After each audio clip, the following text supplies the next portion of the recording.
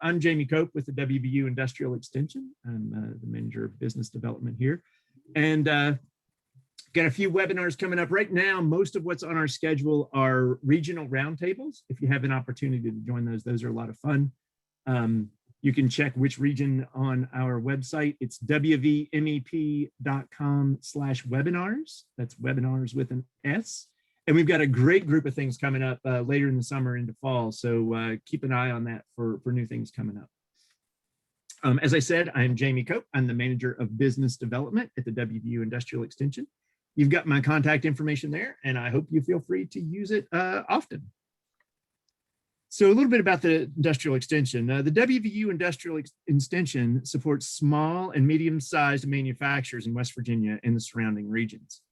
As a part of West Virginia's University's Statler College of Engineering and Mineral Resources, we serve as the university's land grant mission by advancing prosperity for all, by providing access and opportunity, and by leading transformation in West Virginia and the world through local, state, and global engagement.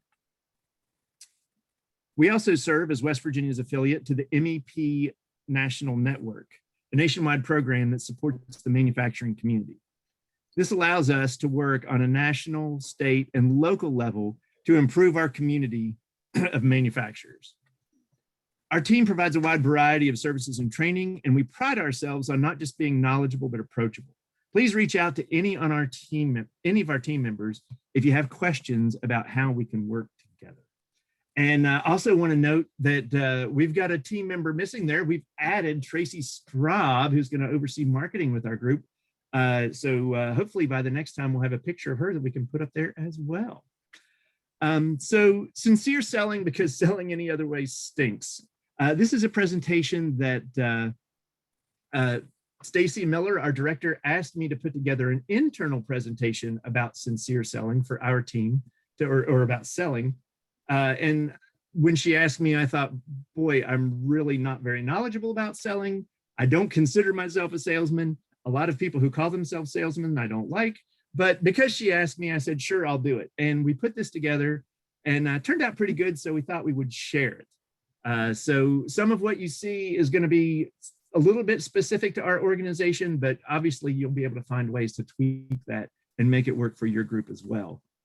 I like to put this up there. I certainly do not consider myself an expert. Don't want to be like a poser, but this slide gives you full ability to, if you see me not practicing what I preach, you can call me out on it. But it's also there to remind us that this is a continuous improvement process, right? So not only am I the presenter, I'm getting stuff out of this too, because I need to be reminded of these concepts as well. So hopefully, even if you don't learn anything totally new here, it'll remind you of some things that maybe you know that you should be doing anyway. We need to define what selling is for this presentation. So in this case, what I'm talking about, whenever I talk about selling, it's persuading or getting what you want. So it's not necessarily like the used car salesman gets somebody to sign on the dotted line kind of selling.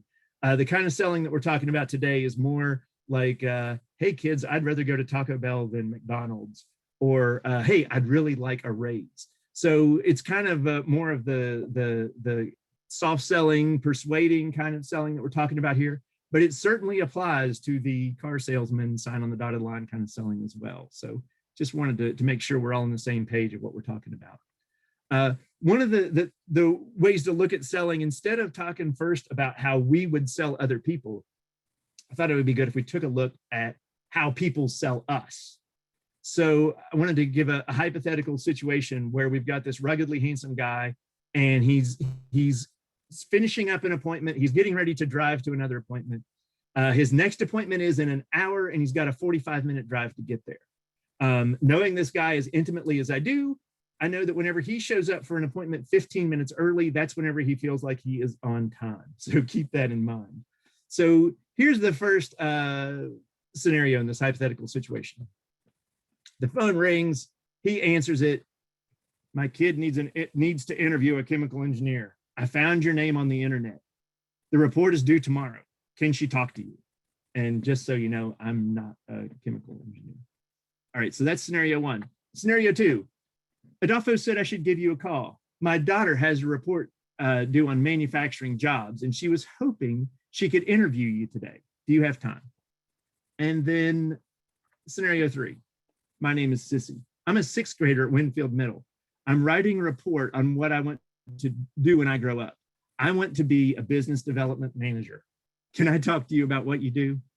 Now it's a little silly, business development manager, but whatever. All right, so same amount of time, right? I've got 15 minutes of my comfort time that I'm trying to protect here. 3 different scenarios though, right? So with the first one, a very reasonable and likely answer would be, I'm busy right now, right? Like, just get away, right? I don't know who you are, don't know what you are, don't know what you want, go away. The second answer could very likely be, how about this evening, right? I'm in the middle of something, I've kind of got to move, maybe we can talk later. And then the third option would likely have resulted in, how can I help you? That's if I have any heart whatsoever. Somebody comes to you like that, you want to support them, you want to help them out, right? You want to take that call. So the obvious thing here is that this is who we need to be like, right? We want, whenever we reach out to someone, we want the person on the other end to want to communicate with us, to want to interact. So how do we do that, right? So be nice. And you're like, oh, gee, Jamie, you're a rocket scientist. Be nice. Of course, we need to be nice. And again, it is silly whenever you see it written out like this. And here's a few things there. Respect people's time. Know who you're talking to. Act sincere. Now, when I list those things, again, this isn't rocket science, but I'm doing this. I'm brushing this report up this week to give it. And I realized that earlier this week, I was talking to one of our clients, and I was starting to explain to him what the WVU Industrial Extension does. And he stopped me and said, you know, I'm on your board, right? I was like, oh man, I need to know who I'm talking to. This is on me. This is my mistake. So again, this just serves as a really good reminder of things that we all might need to keep in mind whenever we're interacting with people. And that last one on there, act sincere, is one that I knew that our team would have a little bit of trouble with, because we've got a lot of very genuine people there. And this was kind of the reaction that I was expecting, right? Like, act sincere, what's my motivation? You know, you want me to act? What's going on with that? So what I did for our team is I created a sincerity check.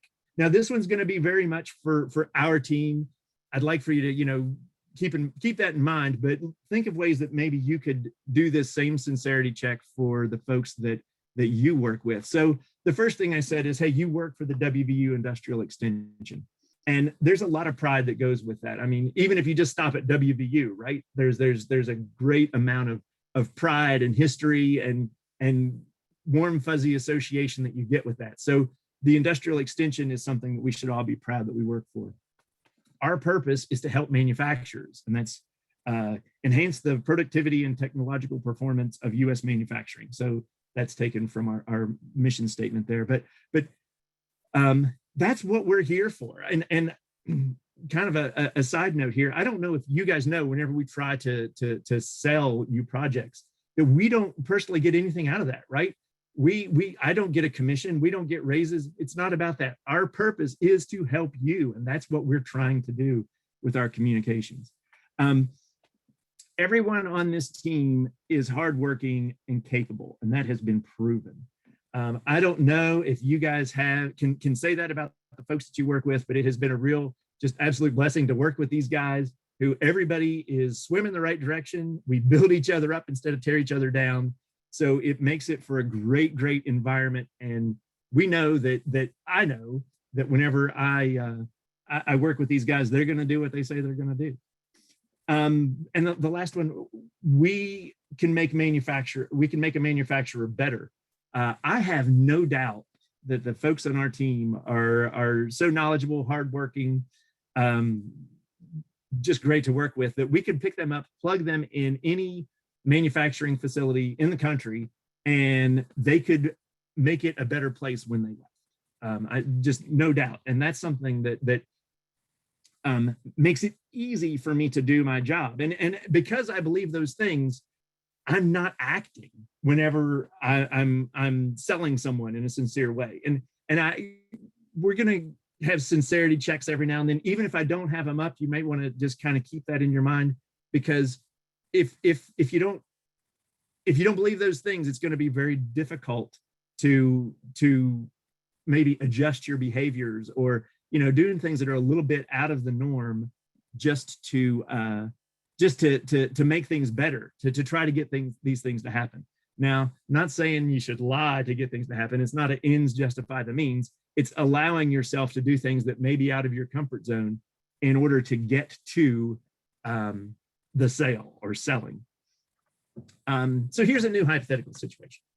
All right, so same ruggedly handsome guy, same amount of time to get to the next event, but his phone rings and he answers, and it's a friend on the other side. Now, if it's a friend on the other side, you're definitely going to take the call, and you're probably going to talk for 14 and a half of your 15-minute cushion there, just because they're your friends. And friends have a lot of credibility with us. They have a lot of, there's a lot of trust there, and we generally assume that they're not selling us. Now, I will say that my brother-in-law is one of my better friends, and oftentimes after I take his calls and I hang up, a few minutes later, I realize that I have just agreed to help clean his garage or open his pool. So in some ways, I guess he is selling me, or he certainly is selling me, but he's a friend, so I don't mind, and I move forward with that. And it kind of struck me after I started putting all this together that means that friends are actually stronger than persuaders, right? They're greater than that. So if you have a choice between, being the old lady who didn't know who she was talking to versus a persuader versus a friend, a friend is the place where you want to be. And that drew me to the conclusion of, we don't need more clients. What we need are more friends. And if you start thinking about the people that you work best with, right? Whether it's in your office or if it's outside clients, the ones that are your friends are the ones where it always goes more smoothly, right? You've probably got this group that, if you need something, you go to them, right? Oh, we need a $200 sponsorship for this event. Oh, call so-and-so, right? Or I need somebody to help me do something that nobody wants to do, but they'll do it because they're a friend of ours.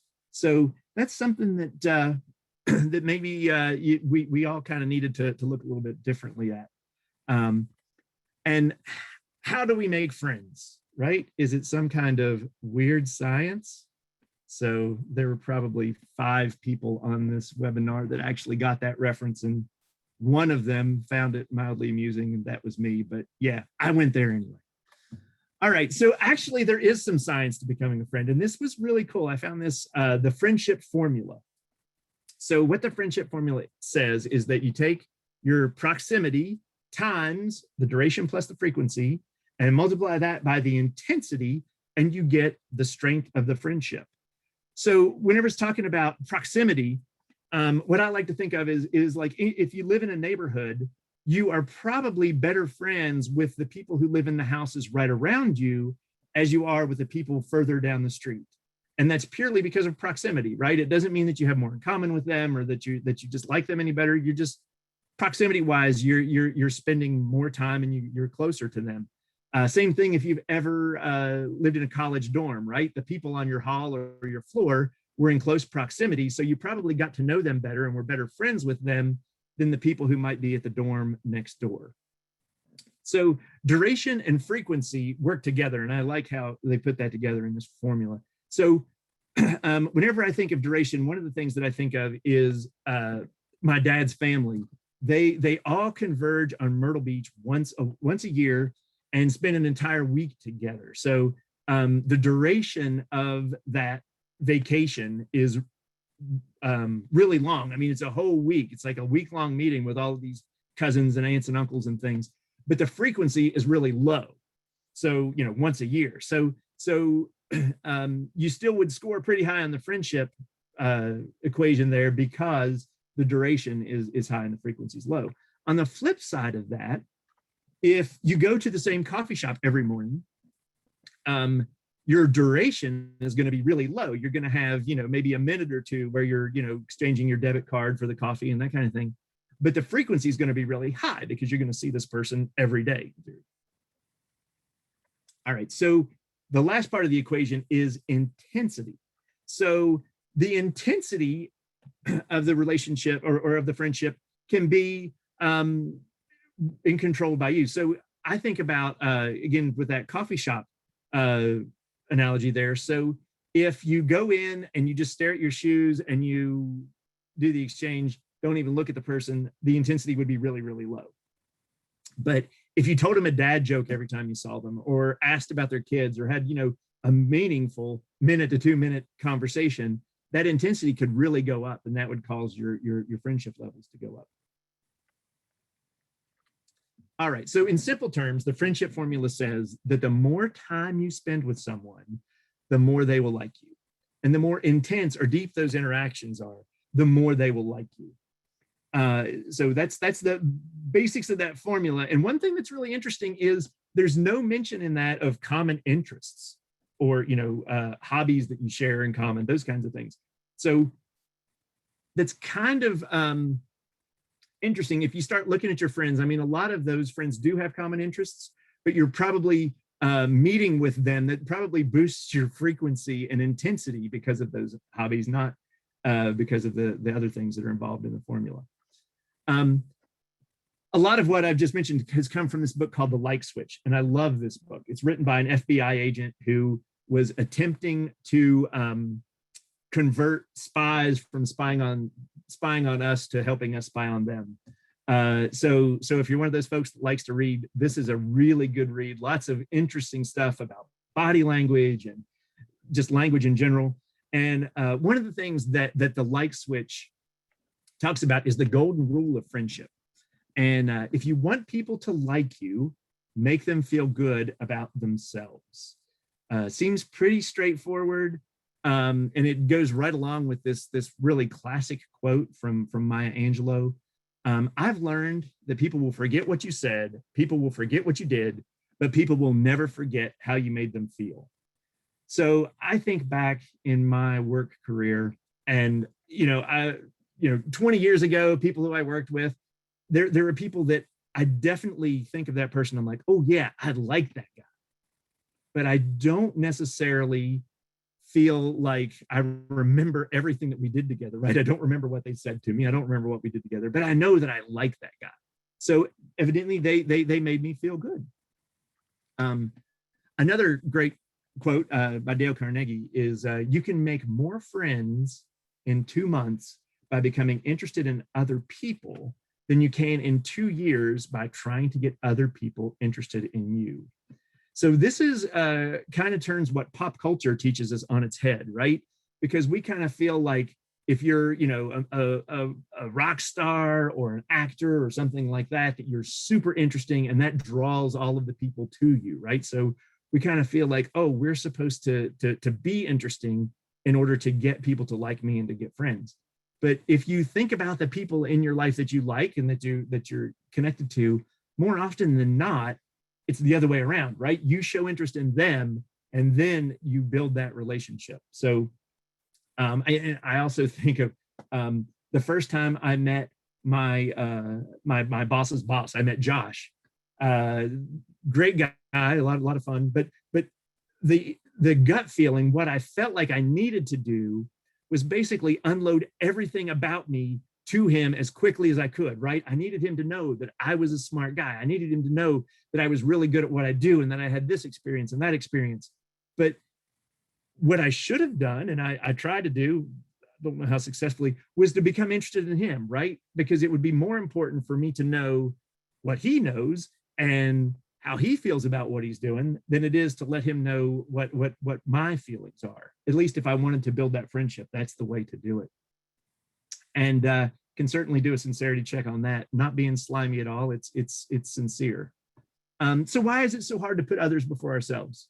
So whether you believe that the Adam and Eve story is a really nice fairy tale or happened literally, doesn't matter. It's a good illustration of how kind of we came where we are, or how it's believed that we came where we are. So basically, Adam and Eve wanted to be God, right? They wanted to be important. They wanted to be the center of the universe. And that's why they partook of the fruit. That's why that's inside of all of us, right? Or at least that's how the story goes. So what it is, it's our human nature is there, and it's inside of everybody. If you're a church folk, you might call it your sinful nature, but the human nature is just it's inside of all of us, whether we like to admit it or not. We like to have attention. We like to feel important. We like to be one of those leaders or out front, right? But we can use this to our advantage by recognizing human nature tendencies in others. And one of the ways that we can do that is we can listen more and talk less. And like I said earlier, this is as much for me as it is for you. So thanks for sitting in on my own personal therapy session. But I have a real problem with this. I like to talk. I mean, granted, this is a presentation, so I have to talk. But it's a real challenge for me to try not to be the person in the conversation that is talking most of the time. And we've all had conversations with that guy, right? I mean, it's like, all I want to do is get a word in, and I can't. He just keeps talking and talking and talking. So one of the goals is to not be that guy, right? And there's some tools to do that, and one of them that's really good is to use empathic statements or empathy statements. And they're short phrases that help you establish a connection with the person you're talking to. They show that the other person is your sole focus and that you are taking a personal responsibility for them in the conversation. They help create trust and a mutual understanding. So that was taken directly out of that the like switch. And one of the tools that they recommend that you use is called So You. And it's starting a statement to someone by saying, so you. So you enjoy the webinars that the WVU Industrial Extension puts on. So you like your job, right? So those kinds of questions certainly can be answered with just a yes or a no, right? But more likely, if I say, so you like your job, you're going to say yes, and then you're going to follow that up with why. And it's going to be, yeah, I like that I can work with different people all the time, and I do so many different things. And that's one of the things that that really gets the conversation going. If you use 2 or 3 empathic statements in a row, the other person has done the majority of the talking, and they're going to feel good. They're going to consider you a friend because you're taking genuine interest in what they have to say. Again, not a bad time to put a sincerity check in here, because this is something that doesn't come naturally, right? It's one of those things that you kind of have to force yourself to do, or at least I do. Maybe you guys, it comes naturally for you, but for me, I have to make a conscious effort to focus on the other person. So that's not a bad thing, and it's not anything that's slimy or anything like that. It's just it's a good way to get to where we want to be, which is in the friend zone.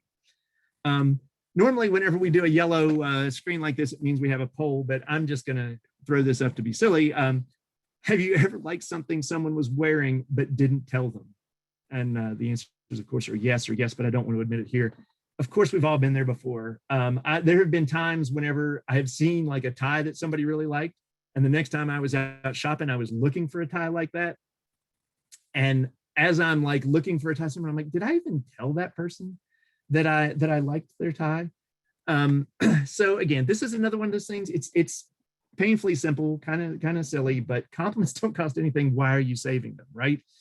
And I definitely going to do a sincerity check on this one. I am not saying that you tell everyone that you see that you like what they're wearing.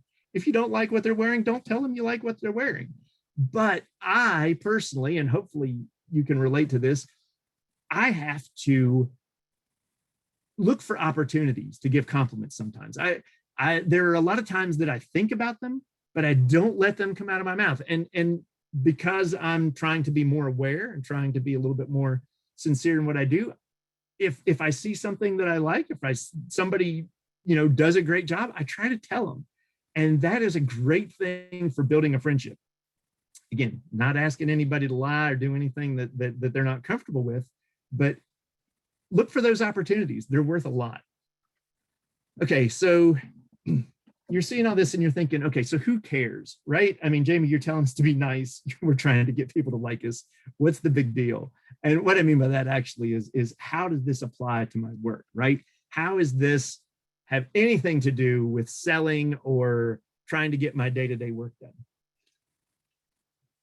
So one of the things that I did whenever I came on at the industrial extension is I started looking at data. We have a great database, and we had at least 3+ years of really, really solid data. And here's some of the things that our data showed is that over the last 3 years, 78% of our projects were completed with clients who did one or more projects with us every year. And those are our friends, right? Those are people who the frequency is up to once a year, and we're doing a lot of projects with those people. So by learning that, it made it kind of obvious about how we needed to approach friends in the future, right? I mean, this totally changes our attitude. Instead of trying to sell a single project, we're trying to get a long-term friendship, because that's going to be better for everybody in the long run, right? We're more likely to get additional projects with clients that we already have, and we're also more likely to get a relationship if we're looking for that from the beginning, instead of just trying to be one and done. I'm selling this project, I'm moving on. I'm selling this project, I'm moving on. Let's try to sell this project and the next 10 or 20 and over time, or whatever the person needs, right? I mean, again, being sincere, we need to know exactly what they're looking for. And here's another thing. Again, I hope I'm not giving you too much inside baseball on how our organization works, but we did some outreach emails whenever COVID hit, and it was the right thing to do. I mean, we sent emails out to everyone in our organization, and it was definitely something that we needed to do. The people who were receiving the emails knew what we were doing. We knew what we were doing, but the information was good. It needed to be sent out. It was designed to help them. We were doing the right thing, and I think everybody involved knew that. But we were getting a 2% response rate. So at this point, I want to say that I don't often do the right thing, but whenever I do, it needs to be broadcast to large groups of people. I hope you're watching this on a big screen, so this is really blown up. I'm not going to read this to you. And even if Nancy was on here, I feel totally fine sharing this, because all of this interaction is sincere. But this was Nancy Burns. If you're not familiar with her, she's the owner of J.Q. Dickinson Saltworks. Very busy lady, runs a great organization. You should go visit their facility. Really cool stuff. You should buy their salt. It's really great. But how did I get a response that was better than 2%? Well, what I did whenever I found people that I knew or had some kind of a connection with, I put together a little bit more of a personal email. You may remember me from when we worked together at my previous job. I'm with the WVMEP now, and excited to continue working with a company as innovative as J.Q. Dickinson.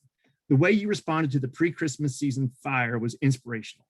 If there's any assistance I or the WVMEP can provide during this uncertain time, please don't hesitate to contact me. Thanks. And then I put the additional information below. So if you just kind of break down what I did here, I started out by saying, hey, we're kind of friends. You probably know who I am. Then I said that J.Q. Dickinson was innovative, and that sounds kind of salesman-y, but it's very sincere. And I followed that up with your pre-Christmas season fire was inspirational. So I don't know, again, if you're not familiar with the company, they had a fire that totally wiped out their inventory right before Christmas. They rallied, got all of their stuff, got their production back up and running, and didn't miss a shipment. And I had heard this story. I thought it was an amazing story, but I had never had the opportunity to tell her that. So again, this wasn't blowing smoke. This is legitimate. This is sincere. This is something that I wanted her to know that I was impressed with. Also, you can look a little lower in the email. I say I or the WV, any assistance that I can provide. Now, the WVMEP, which is we're now better known as the WVU Industrial Extension, they are certainly going to have a lot more oomph than Jamie Cope would ever have, right? But the fact that I'm personally interested in helping her out, which is sincere, probably did some good with Nancy. And again, I would be happy to have this conversation with her on the call. I don't think she is on the call, but because all of this is sincere. I wasn't doing anything slimy. I was trying to make a connection and did. Oops. Another thing that this kind of applies to the work situation is there's no excuse to make a cold call if you live and work in West Virginia. And those of you who have been here any extended period of time probably know what I'm talking about. But you may be aware of like the 7 degrees of Kevin Bacon game. But if Kevin Bacon were a manufacturer or a service provider in West Virginia, we would all be 1 or 2 steps away, right? There are some great resources out there, from economic development folks to the state folks to now you know me, you're friends with me. So if you need to know about something or someone, you can usually make a connection through a friend that will make it a stronger connection whenever you do connect with them. So it's a lot of times I'll reach out to there's David Living up there at the top. I'll reach out to him if there's a company in Huntington I need to know more about. I know that he's going to be in contact with him, and he can give me kind of a friend's perspective on, you know, who do I talk to there, and what are they looking for. So yeah, the friendship sort of thing is something that really needs to be pursued in our day-to-day contact. So I don't know, some of you may be aware that we do surveys on a regular basis. Every quarter, the national MEP wants us to do surveys. And I looked at that and thought, boy, the way that we had done it in the past was a missed opportunity. And if we applied the friendship formula to this, and maybe you do things like this too, maybe you have some kind of a regular outreach schedule, but just putting our survey system into the friendship formula, the proximity, COVID kind of took proximity out of the friendship equation, right? Any contact seems like good contact. Duration. In the past, our surveys were kind of looked at as a chore, right? It's like, we have to do this, you have to do this, let's just get it over with.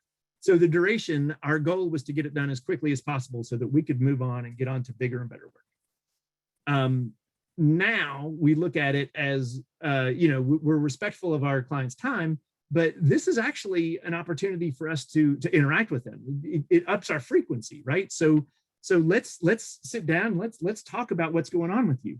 And the intensity, will they remember how we made them feel? Well, if our goal is to get this over with as quickly as possible, they're certainly going to feel like it is a chore, right? Or maybe being with them is a chore. But if we try to make this an opportunity to really have an interaction, and again, some of you guys are going to be surveyed later. I'm not spilling the beans here. This is sincere. This is what we do. I want to connect with you. Why am I wasting an opportunity to talk to you on the phone to find out what's going on with your business? So, and it's a legitimate excuse for us to reach out. So we've kind of changed it a little bit, and we're using this as more of an opportunity to make it a call to figure out what's going on with folks. Again, so these are just a few things that go together. I'm going to just go ahead and kind of recap what we've gone over with here. One of the things that we talked about was, sell people the way that you want to be sold. Think about things that work with you and try to apply those whenever you work with other people.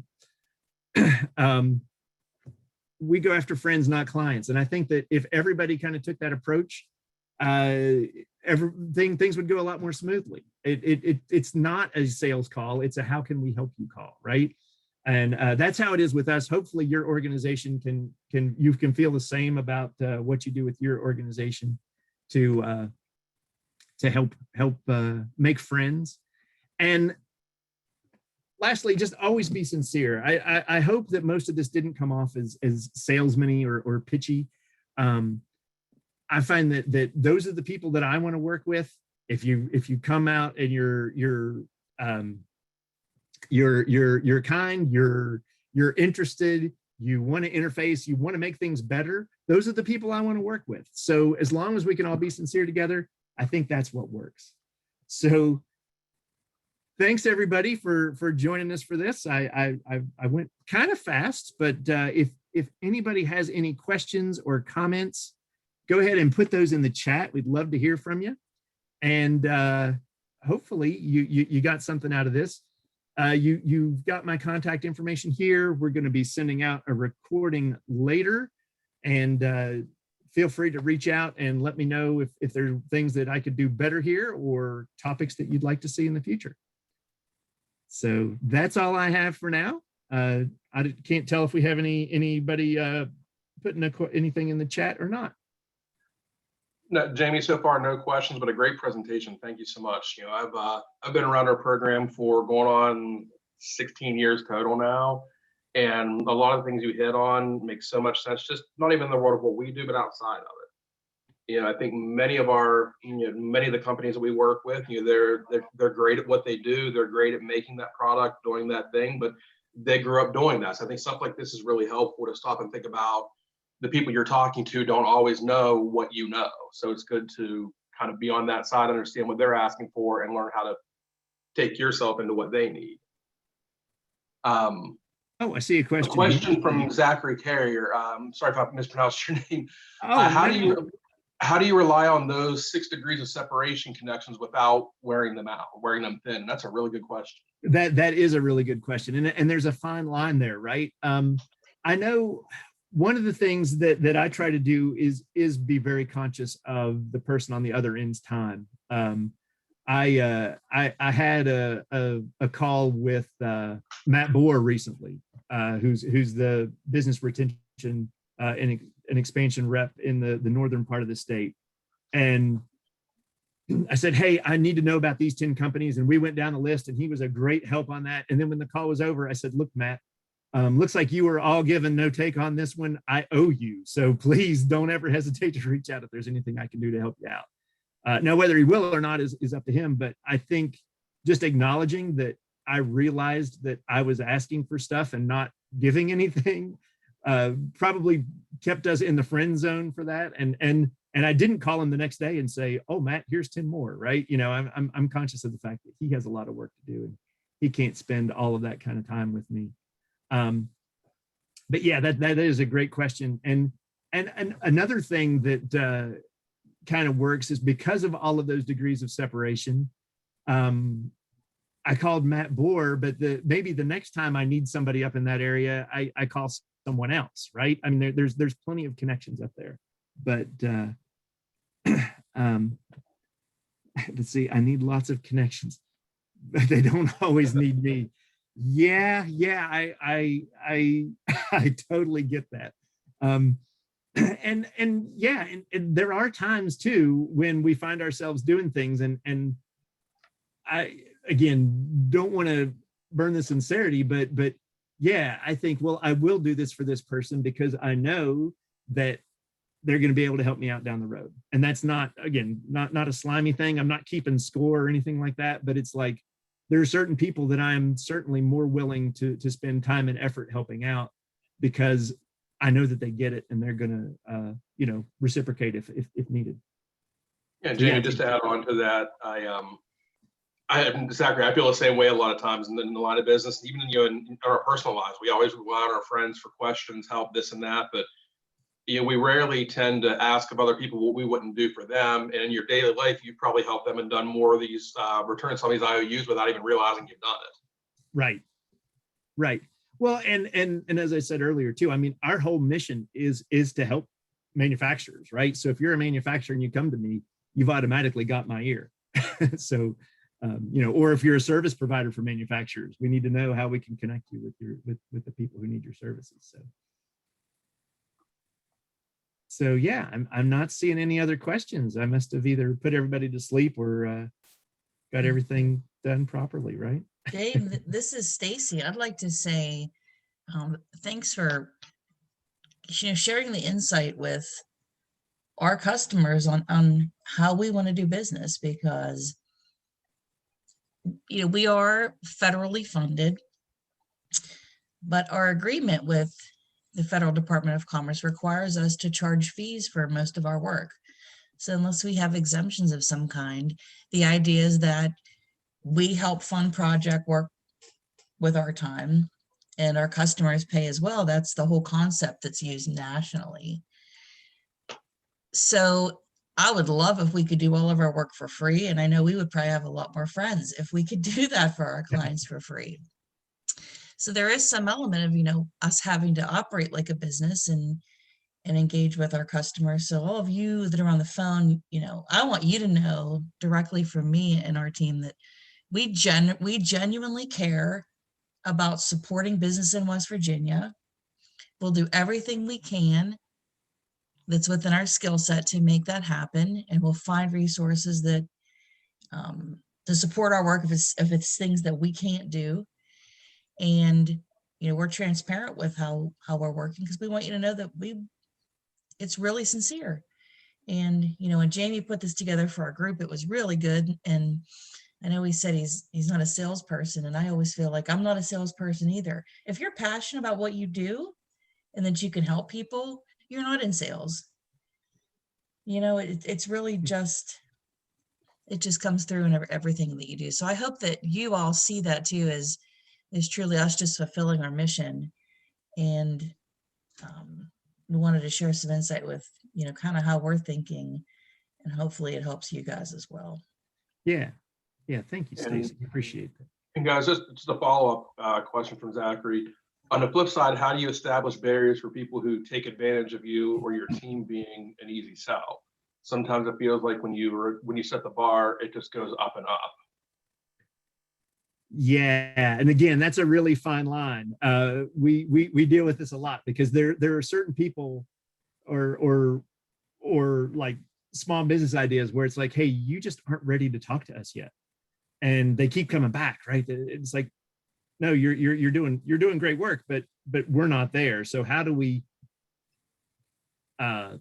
politely and without offending anyone kind of push them to another direction? And that's usually what we do, because if it's someone that we can't assist, there's probably somebody else out there that's better suited to help them out, and we refer them other places. And that's not passing the buck, because we want to see everybody succeed. I mean, and I totally get what you're saying. There's some people who just don't quite get it, but whenever possible, we refer them to others and say, hey, once you get to a point that we can be of assistance, come on back, or maybe it's just not a good fit at all, but hey, there's a good fit over here. So referring people to resources that can help them is not a bad thing at all. I don't know, maybe Dave or Stacey has something to add to that, but or maybe not. Yeah, I'm sorry, I was muted. When we talk about those referrals, the bar does keep getting raised, but that goes back to what you mentioned about the IOUs. A lot of times if it's something that we can't help with, like Jamie said, it's not passing the buck. If we refer them to somebody else that we know, it's helping that person because it's giving that person something to do to fulfill their mission and use their skill set to help. So I guess my advice would be, don't feel like you have to carry the weight of the world on your shoulders. Look at what you can do, what you're capable of, especially if they're asking a favor or for help. You can give as much help as you can, but don't be afraid to, in your network, to see who can help you and who can possibly provide assistance in other ways.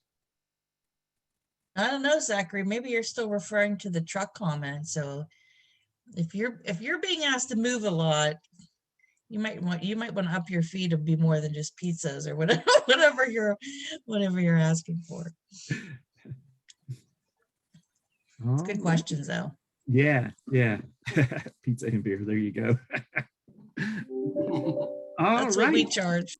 Yeah. We'd work for chocolate chip cookies if we could. That'd be so. All right. Well, thanks everybody for joining us. And as I mentioned before, keep an eye on wvmep.com/webinars, and we will be having a lot of new activities coming up. And if you have any ideas for what you'd like to see, please send me an email and say, hey, we'd love to learn more about this topic, and we'll do our best to fill it in. So Thanks, everybody, and have a great day.